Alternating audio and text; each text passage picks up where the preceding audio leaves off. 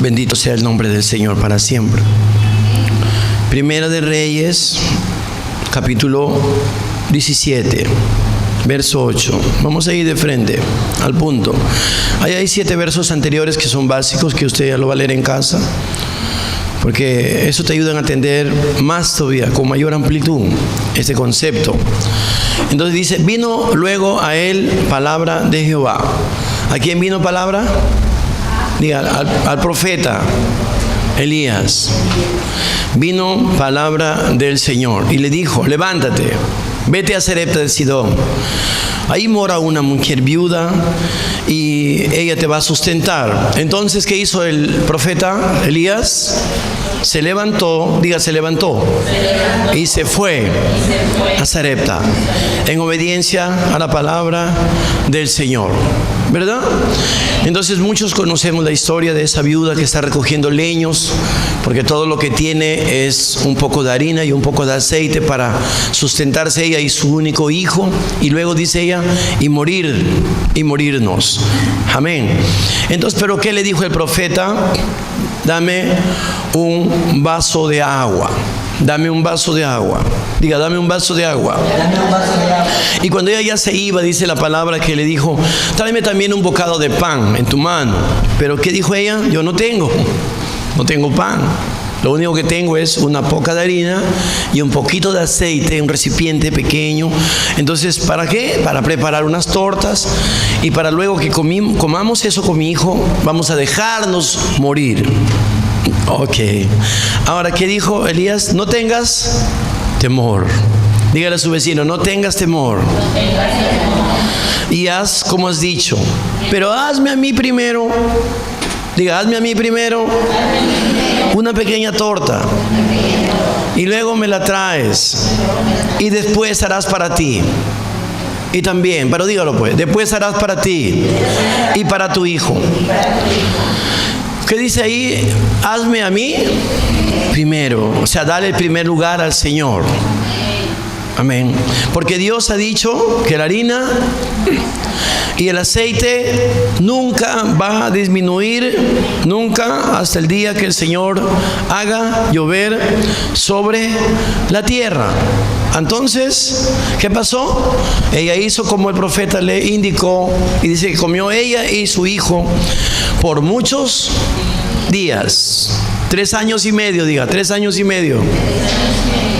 Repítalo, 3 años y medio. La harina y el aceite no escaseó. Pregunto, ¿qué tipo de fe era esa? Repítalo, ¿qué tipo de fe era? Activa. ¿Qué es la fe activa, hermanos? La fe activa es aquella que cree con el corazón y habla esa misma fe y actúa en esa misma fe, en esa misma convicción. De modo que pone a trabajar a los ángeles del Señor si es necesario. Dice, pero no está quieto, actúa. Diga, la persona de fe activa no está quieta, sino actúa conforme a la fe de su corazón en el Señor. Entonces nosotros vamos a ver aquí 3 modelos de fe. Un modelo de fe pasiva, un modelo de fe neutro, y vamos a ver las diferencias. Hay otro ejemplo antes de entrar al segundo modelo de fe, que está registrado en Juan capítulo 11. Escriba Juan capítulo 11, del verso 1 hacia el 44. Aquí encontramos un caso registrado muy conocido de un amigo íntimo del Señor llamado Lázaro. Juan 11, verso 1 al 44. Aquí encontramos un caso muy conocido. Se trata de la muerte a través de una enfermedad de Lázaro, un amigo íntimo del Señor, quien es anunciado por sus hermanas. Envían un reportaje, alguien que reporta esta enfermedad incurable. No dice así, pero dice una enfermedad estaba muy grave, muy mal. Y el Señor, ¿qué dijo cuando escuchó el reporte negativo? Esta enfermedad no es para muerte. ¿Es para qué? para que la gloria de Dios se manifieste. Entonces nosotros a veces tenemos que entender, cuando somos gente de fe, el Señor actuó en fe. Él escuchó y no se apagó, no se amedrentó. Él entendió que había un plan detrás de ese escenario físico aparente. Recuerde que el mundo de la fe, el mundo de Dios, es un mundo en el ámbito invisible, en el ámbito espiritual, que solo tú y yo lo podemos entender y lo podemos ver. Jesús, que vio ahí el resultado de esa enfermedad que estaba reportándose, que sería para glorificar al Señor, para que el mundo incrédulo pueda creer que Él era el Cristo, el Hijo del Dios viviente. Amén. Entonces, ¿qué vemos aquí? Que el Señor interpreta rápidamente una dificultad, una circunstancia, con los ojos del Espíritu, con los ojos del corazón, con los ojos de la fe. Diga, los ojos de la fe. Los ojos de la fe tienen que ser activados en una adversidad. Cualquier circunstancia que pueda parecerte muy mala. Hay un muerto. Al final, para resumirlo, han pasado 4 días, Jesús ha llegado y hay un muerto apestando, tiene mal olor. Marta y María siguen reportando la misma circunstancia, el mismo mal olor que despide el muerto. Y dice, yo lo enterré con mis propias manos, Señor. Pero Jesús ya le había dicho que Él iba a resucitar. Y Él lo repite, ya te he dicho. Dígale, ya te he dicho. O sea, el Señor siempre nos ha dicho, pero a veces no nos entra en la primera, nos entra en la segunda, nos entra en la tercera o en la cuarta, algunos nos entra en la quinta, pero nos va a entrar. Diga, nos va a entrar al corazón. Porque muchas veces la palabra queda en la razón, que vendría a constituirse en la fe pasiva. Y luego entramos en este punto. Entonces es importante entender que Jesús actuó por fe, habló por fe, creyó en que un milagro sobrenatural divino iba a suceder en esa circunstancia adversa donde hay un muerto enterrado en una tumba. Él tuvo que visualizar todo como Dios, pero también está actuando como hombre. Digan, Jesús fue todo Dios, pero también actuó como ser humano.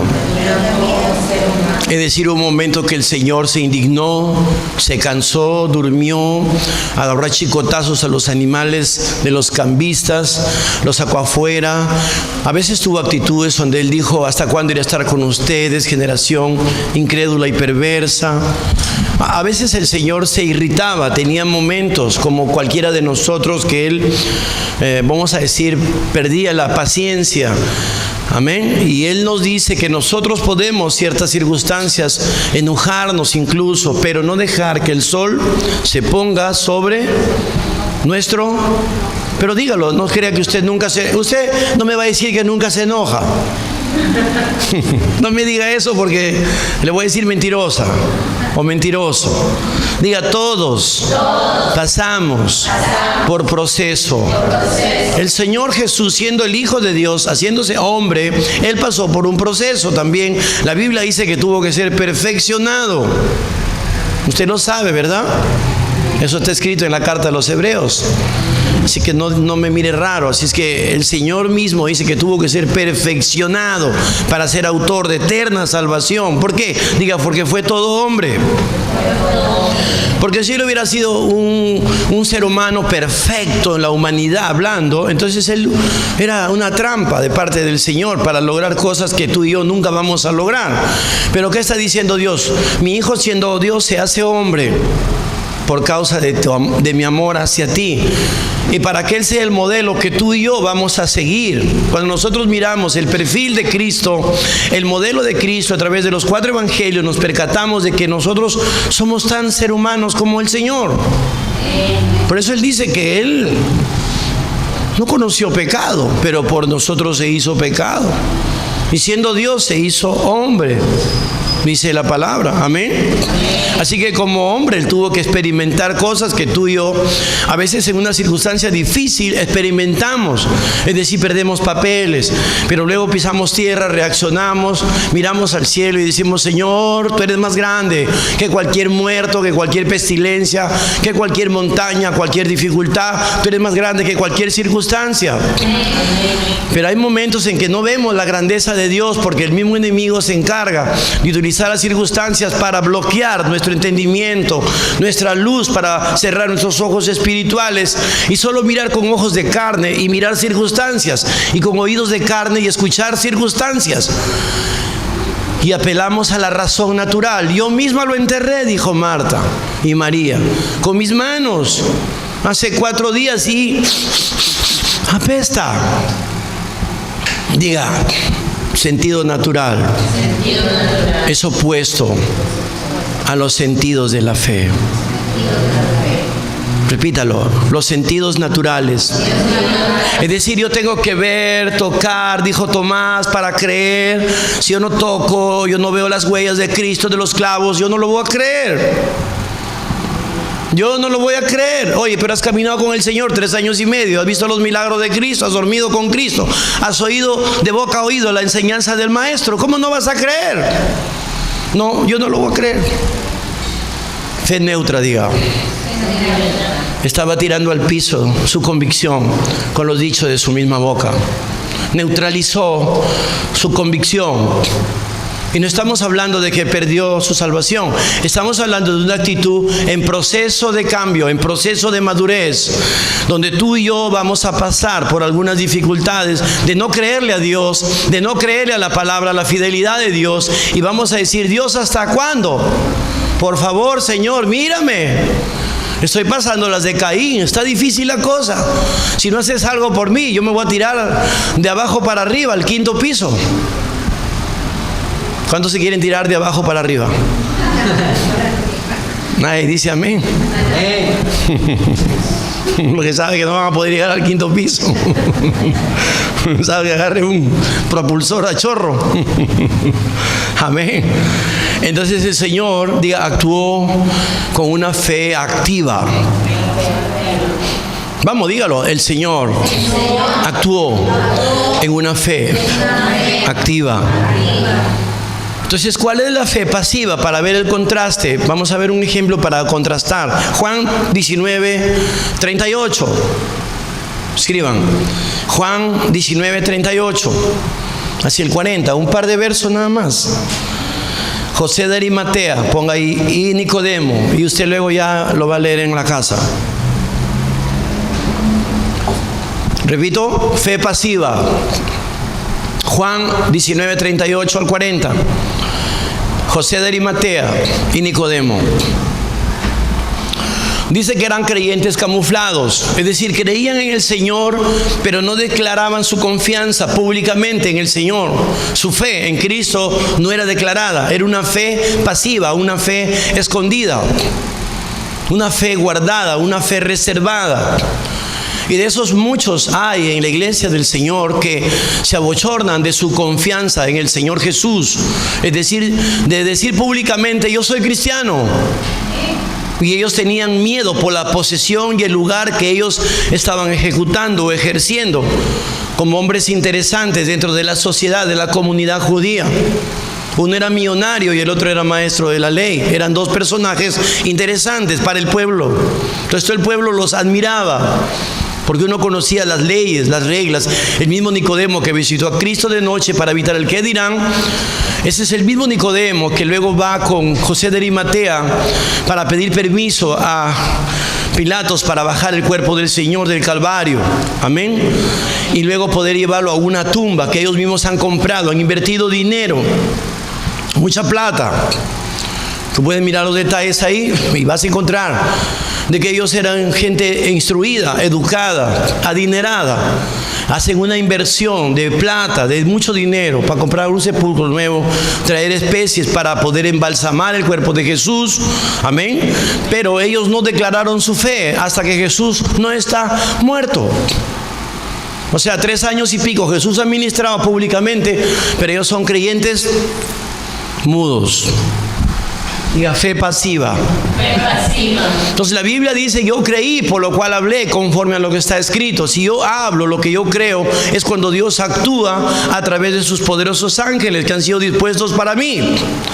Pero si yo estoy mudo y no hablo, estoy creyendo, estoy confiando, pero yo quiero que Dios se encargue de todo el asunto, ¿qué va a suceder?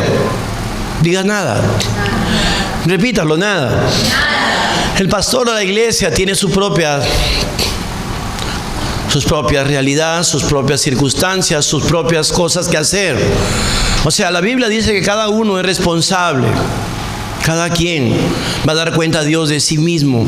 Aún de las palabras infructuosas u ociosas, que entraríamos en el terreno de la neutralidad, donde yo creo con el corazón, pero con mi boca traigo al piso lo que estoy creyendo.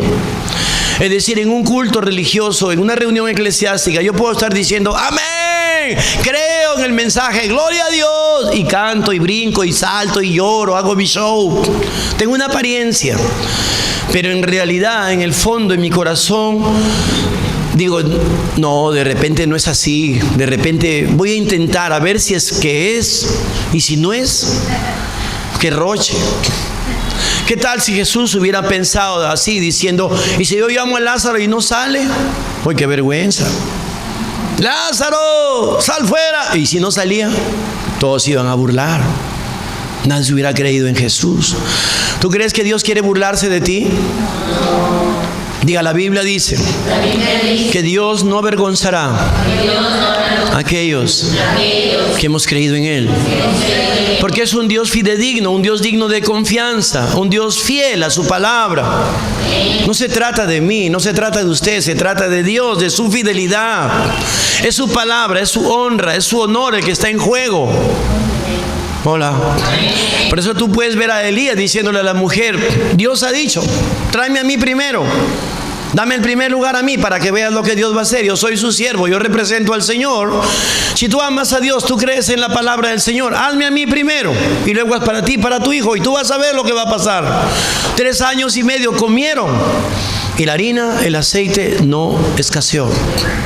Dígalo pues, la harina, el aceite nunca escaseó. Por 3 años y medio. ¿Cuánto dicen amén?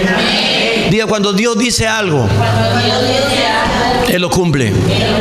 Él no es un Dios mentiroso, un Dios verdadero. Él dijo y fue hecho. Si Dios hubiera sentado ahí en el principio, cuando no había nada, a pensar positivamente, este universo no existiría, ni tú y yo tampoco. Entonces Dios se levantó y dijo, sea la luz, y fue la luz. Sea la lumbrera, y fue el sol y las estrellas. Sean los peces, y existió. Por eso David dice que Él ordenó y existió. Él dijo y fue hecho. Diga, la fe pasiva no sirve de mucho. Yo puedo estar creyendo en Dios, repito, en el mensaje, en la palabra, pero ¿qué pasa si yo no la digo, si yo no la hablo? ¿Qué pasa si yo no actúo en esa palabra? ¿Qué tal si Jesús hubiera dicho, yo sé que Lázaro va a resucitar, pero allá Dios que se encargue y los ángeles? No, Él tuvo que actuar, Él tuvo que hablar y Él tuvo que ir a ver al muerto y pararse frente a la tumba y decirle, hey, Lázaro, sal fuera. A veces tú tienes que enfrentarte a las circunstancias. David tuvo que enfrentarse con Goliat, tú lo sabes. Amén. O sea, no era un tema simplemente, allá que Dios se encargue si eres todopoderoso. ¿Qué va a hacer? Yo voy a criar mis ovejas. No, es un problema de Dios. Diga, Dios quiere usar mi vida. Y quiere usar mi boca. Mi vida es importante para Dios. Yo soy la extensión del cielo sobre la tierra. Yo soy el embajador de su reino sobre este mundo. Soy representante de Cristo en la tierra. Dice la palabra. Y si Dios lo ha dicho, es como está escrito. Amén. Entonces José de Arimatea y Nicodemo tuvieron una fe pasiva. Repítalo conmigo, pasiva. Jesús tuvo una fe activa. Elías tuvo una fe activa, es decir, vino la palabra del Señor y él caminó hacia la circunstancia, hacia donde Dios le está orientando. La Biblia dice en Romanos 8, si tú eres guiado por el Espíritu de Dios, entonces eres un hijo de Dios, porque hay un testimonio claro en tu corazón, Romanos 8, si eres un hijo de Dios. Y Dios no hará nada que Dios no te lo revele a ti, porque está escrito. Amén. Dios no va a hacer algo que Él no va a decirte, hija, mira, ¿sabes qué? Va a haber un rollo acá, prevente, haz esto, haz lo otro, no hagas esto, no vayas de viaje, ándate de viaje. Hay gente que no ha hecho caso a la voz de Dios y le ha ido mal. Y después han acusado a Dios todavía, han tenido la osadía de acusar a la iglesia, al pastor. A veces Dios le está hablando a los creyentes, no hagan esto, hermano, no haga esta inversión, no haga este viaje, no tome esta decisión, no te cases con fulano, no te relaciones con mengano. Pero hay gente que no quiere obedecer a Dios, pero dice que ama a Dios. Ese no es fe. La fe da una señal clara de sumisión y obediencia, confianza. Si Eliseo se hubiera quedado ahí en la cueva, se secó el arroyo, los cuervos dejaron de traer carne de tarde y de mañana, fresca para que comiera el siervo de Jehová. Si él se hubiera quedado ahí, se hubiera muerto de hambre. Entonces Dios secó a propósito ese riachuelo. Y en esa cueva donde él estaba escondido, recibiendo carne de mañana y de tarde, dice el contexto de Primera de Reyes, capítulo 17, él hubiera perecido de hambre. Entonces él dijo, ahora camina a Sarepta de Sidón, allá hay una mujer viuda a quien yo ya he hablado para que te sustente. O sea, Dios habla a gente que tú no conoces para que te sustente. Cuando tú caminas de la mano de Dios, Dios no te va a avergonzar. Hay gente que tú no conoces aún, pero vas a conocer. Si tu mente está abierta, tu corazón está receptivo a la presencia y a la voz del Espíritu Santo. Si tus ojos espirituales están abiertos a las circunstancias espirituales, tú vas a mirar más allá de lo que la gente natural ve. La gente natural mayormente ve la naturalidad, ve lo tridimensional, lo palpable, lo visible. Como Tomás, solo tiene que ver y tocar para creer. Si él no tocaba las huellas de los clavos de Cristo, él no hubiera creído en Cristo, pero él tuvo que tocar y ver para creer. Pero nosotros no usamos la fe natural. Por eso la Biblia dice en Romanos 10, verso 9, que si nosotros creemos con el corazón y declaramos con nuestra boca, entonces Dios nos considera salvos. No por hacer cosas buenas o por haber merecido la salvación. No estamos aquí, no. Estamos aquí por pura gracia, un regalo de Dios. Pero actuó en nuestra confianza en Él. Nuestra confianza en Él. Y nuestra declaración de fe en Él actuó para que Dios nos considere salvos. No la fe de la razón. Ahí dice en Romanos 10, verso 9, si creyeres con el corazón, porque con el corazón se cree para justicia, dice, y con la boca se confiesa para salvación. Si hubiera creído y hubiera quedado mudo con la boca cerrada esperando que Dios haga todo, entonces Dios no me hubiera salvado. Yo tuve que un día decir, Jesús, creo que tú eres mi Señor, creo que tú moriste por mí en esa cruz, creo que el Espíritu Santo te levantó al tercer día de los muertos, creo, ven a mi corazón, Señor, perdona mis pecados. Entonces yo tuve que ejercer mi confianza en el Señor, pero no era una confianza pasiva, es decir, muda, era expresada, era hablada. Hola. Diga, es importante. La fe en acción. Miremos un caso clave para cerrar el tema, la fe neutra. Lucas 1, versos 5 al 20. Lucas 1, versos 5 al 20. Ponga Zacarías, el padre de Juan Bautista. Quedó mudo. Repito, Lucas 1, versos 5 al 20. Zacarías, el padre de Juan Bautista, quedó mudo. ¿Por qué quedó mudo?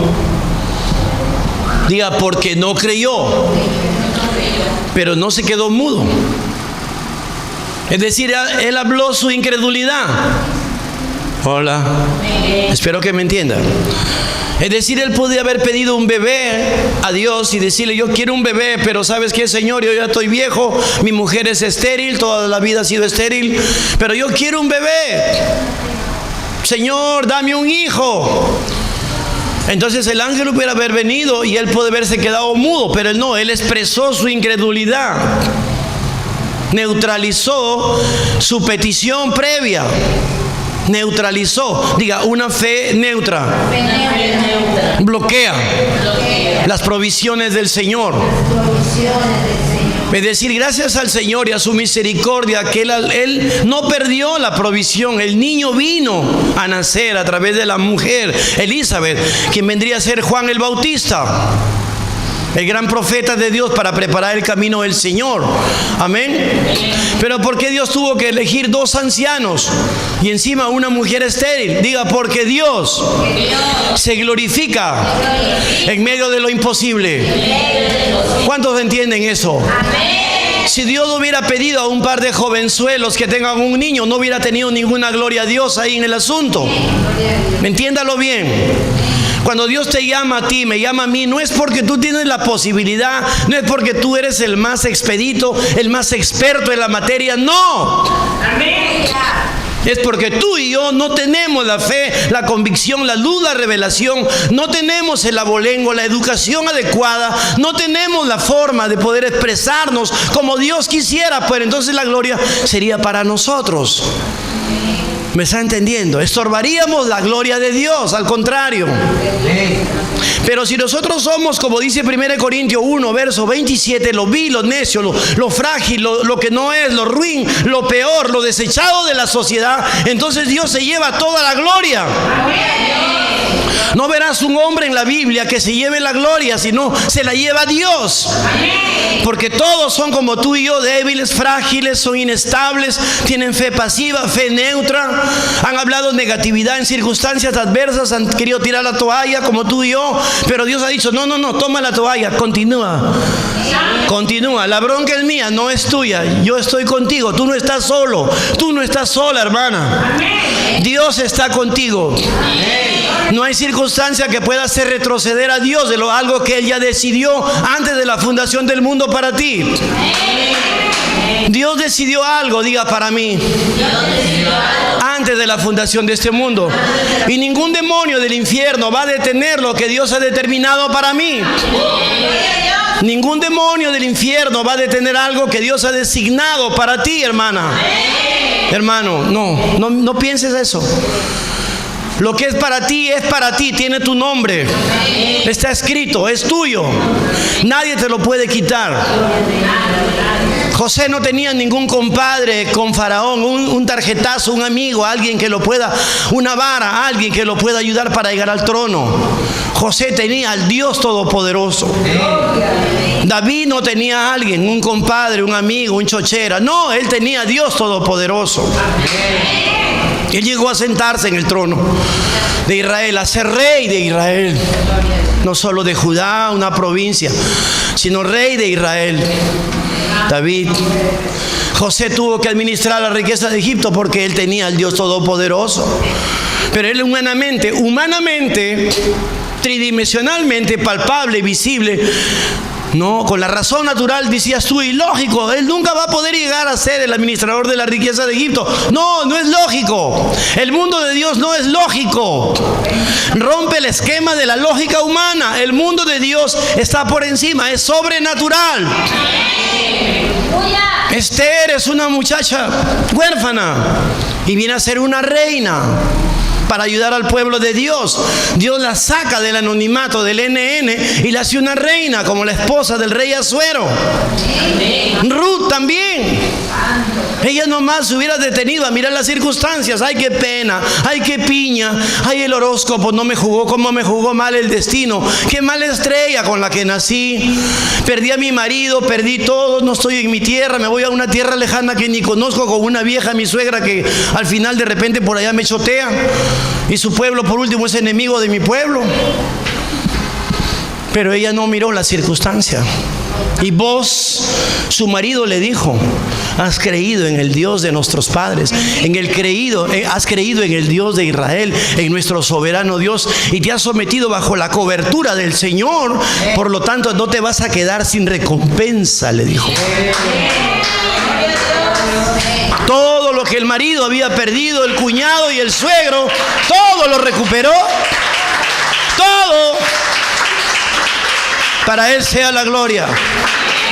Porque Él anda buscando corazones humildes, sinceros, que se someten al señorío de Cristo y que le dicen al Espíritu Santo: heme aquí mi vida, Señor, tuya soy, tuyo soy, Señor, haz con mi vida lo que quieras, soy tu vaso, soy tu barro, tú eres mi alfarero, Señor, moldéame a la forma de Cristo. No quiero vivir más para mí, estoy cansado, estoy saturado de querer hacerlo a mi manera, ya me desgasté, ya me frustré, ya me cansé, Señor, ayúdame, por favor. Hay un proceso, diga conmigo, para llegar a la fe activa. Entonces Zacarías declaró negatividad, derrota del ángel. Él dijo: no puedo, soy viejo y mi mujer es estéril, ¿cómo voy a tener un hijo, ángel? Oye, el ángel dijo: ¿tú has pedido un hijo? No. Sí, yo soy. ¿Y ahora por qué no crees? Es que mi mujer es vieja. O sea, comenzó a argumentar, a tirar al piso sus peticiones, sus plegarias de fe. Él había pedido en fe, él había creído en fe, había estudiado la historia de Abraham y Sara, que a pesar de ser viejos tuvieron a Isaac. De hecho que lo estudió, él era un profeta. En el tabernáculo del Señor, en el templo de Jehová, él ministraba a Zacarías. Él conocía los sagrados escritos antiguos testamentarios. ¿Me dice amén? Amén. ¿Cómo que al final, cuando el ángel llega, dice él: no, soy viejo, mi mujer es estéril, aparte también de ser vieja, no vamos a poder? Ay, Zacarías, te vas a quedar mudo hasta que nazca tu hijo. O sea, no lo perdió, pero tuvo que procesar esos 9 meses de gestación. Tuvo que procesar, meditar, para entender y arrepentirse de corazón, para aceptar que el Dios al que le había pedido era el mismo Dios de Abraham, de Isaac, de Jacob. Tu Dios, mi Dios, el Dios de David, el Dios de Elías, el Dios de José, el mismo Dios, el mismo Dios que abrió el mar en 2, hizo una carretera. El mismo Dios que hizo descender del cielo maná por 40 años. El mismo Dios que no había un solo enfermo en sus tribus. El mismo Dios. Él es nuestro Dios. Él es mi Dios. Quiero que lo digas. Él es mi Dios. No hay otro. No hay otro. Oh, Señor. Cierro con Juan capítulo 5. Escriba, Juan capítulo 5. Hay un paralítico, 38 años, postrado en el estanque de Betesda, con una esperanza viva, viendo a hombres y mujeres enfermos sanados. Cada vez que ellos introducían al estanque donde el ángel venía, cada cierto tiempo y aleteaba con sus alas, movía el agua. Y el primer enfermo que descendía al estanque era sano. Pero este paralítico por 38 años estuvo ahí. Y Jesús apareció en el escenario y le dice: varón, ¿quieres ser sano? Jesús sabía, dice la Escritura, el tiempo que él había esperado. 38 años, grábatelo bien. Diga, 38 años. No son 38 meses, no son 38 horas, no son 38 semanas. No, son 38 años. Hola. Él esperó.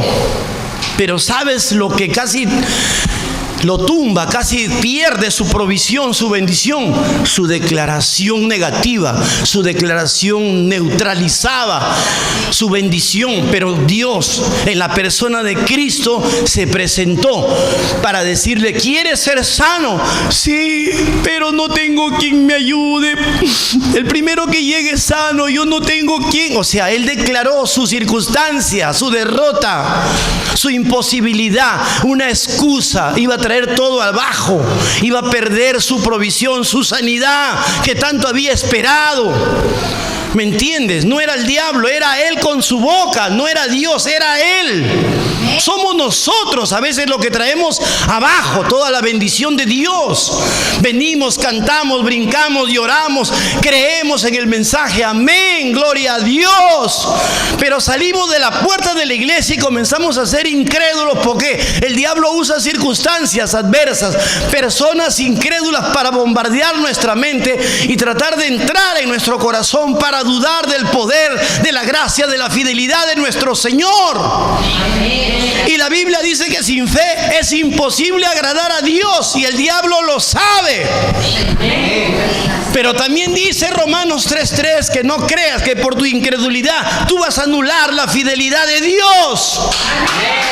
No la vas a anular, porque hay un plan diseñado para ti, hecho por Dios antes de la fundación de este mundo. Vamos, dígalo, hay un plan hecho por Dios para mí. No me importa el tiempo que tengo que esperar. 38 años esperó este hombre paralítico, mirando que todo el mundo se sanaba, pero no él. Entonces el Señor le dice: ¿quieres ser sano?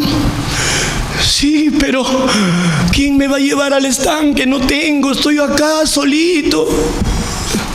¿Solito? ¿Tú estás solita? Los ángeles del Señor te rodean. Tienes al Espíritu Santo que levantó a Cristo de los muertos dentro de tu vida. El mismo Cristo vivo está contigo. Ya no vives tú, mas Cristo vive en ti. No estamos solos. El Señor dijo: no le voy a dejar huérfanos. No, nunca el Señor te ha dejado sola. Pareciera que el mundo quiera y el diablo engañarte, que tú estás sola, que Dios ya no te oye, que no te escucha, que ya no te ama. Mentiras de Satanás. Créele a Dios. Él ha dicho: tu infidelidad o tu incredulidad no va a anular la fidelidad de Dios. Pero ¿hasta cuándo, Señor? Mira, estoy sola, no puedo más. Deja de declarar derrota. No neutralices tu fe. Esta es una fe neutralizadora, una fe neutra. No es pasiva, pero es neutra. ¿Crees con el corazón o crees con la razón?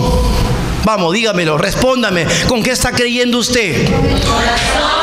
Claro, la fe neutra es aquella que cree con la razón, es circunstancial. Mira la apariencia, es emocional, da la apariencia de ser un creyente, una creyenta, pero en el fondo de su corazón no hay palabra, no hay rema, no hay revelación, no hay. No es que Dios sea malo, no es que Dios sea escaso, no es que Dios esté pobre, que esté en inflación el reino del cielo. No, es tu misma condición espiritual. Tú tienes que venir a Dios y decirle la verdad: Señor, ayúdame, este es un nuevo año, yo voy a tener un propósito de vida en este año, voy a planificar mis quehaceres, voy a organizar mi vida, mis quehaceres. Primero vas a ser tú, después va a ser mi familia, después va a ser mi trabajo y después van a ser mis amistades, pero tú vas a ser el primero en mi vida. Amén. Busca primero el reino de Dios y su justicia, y todas las cosas materiales vendrán por añadidura. No es al revés. No busques primero las cosas materiales. Ay, me levanto corriendo, voy a trabajar, tengo que hacer plata, tengo que ganar. Gana plata, sí, es bueno, es agradable a Dios, pero primero búscalo a Él, porque sin Él no somos nada. Estamos perdiendo el tiempo. Nosotros somos gente activa en la fe. Creemos con el corazón, hablamos por la fe, caminamos por la fe, vestimos, comemos por la fe vivimos. No por la vista, dice Pablo, y lo que no es de fe es pecado. Así dice Pablo. Hola. Entonces repítalo para terminar. Hay 3 tipos de fe: activa, pasiva y neutra. ¿Cuál es usted? Oremos. Póngase de pie. Levante sus manos. Levante sus manos, cierre sus ojos, active sus ojos de la fe, active su fe. Diga: Padre, en el nombre de Jesús, esta noche estoy determinada a caminar por fe, a vivir por fe. Ya me cansé de ser pasiva y de ser neutra. Ahora voy a ser una mujer de fe, un hombre de fe. Voy a creer con mi corazón y voy a actuar conforme a la guianza del Espíritu Santo. Voy a poner en acción a tus ángeles poderosos para que trabajen conforme a tu palabra, a favor mío y de todos los que te creen. Gracias, Señor, porque el aceite y la harina no escaseará jamás. Tú lo has dicho. Tú eres mi pan, tú eres mi agua, y el aceite es el Espíritu Santo. Él está dentro de mí. Gracias, Señor, por abrir los cielos, por derramar bendiciones sobreabundantes, sobrenaturales sobre mi vida y sobre la vida de todos los que te creemos. Gracias, Señor. Tus ángeles trabajan a favor nuestro para glorificar tu fidelidad y poner en alto tu nombre. Gracias, Señor. Dele palmas a Jesús. Regáleme un grito de júbilo.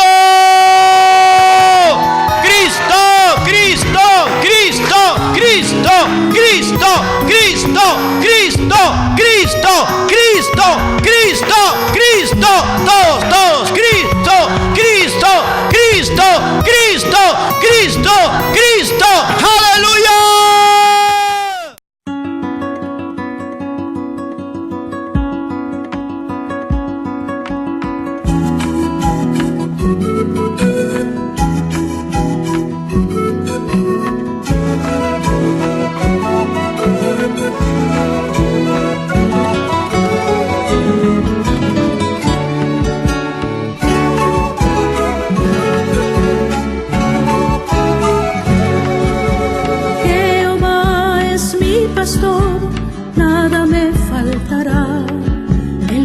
De pastos delicados me hará descansar, junto a aguas de reposo me pastoreará, confortará mi alma, me guiará por sendas de justicia, por amor de su nombre.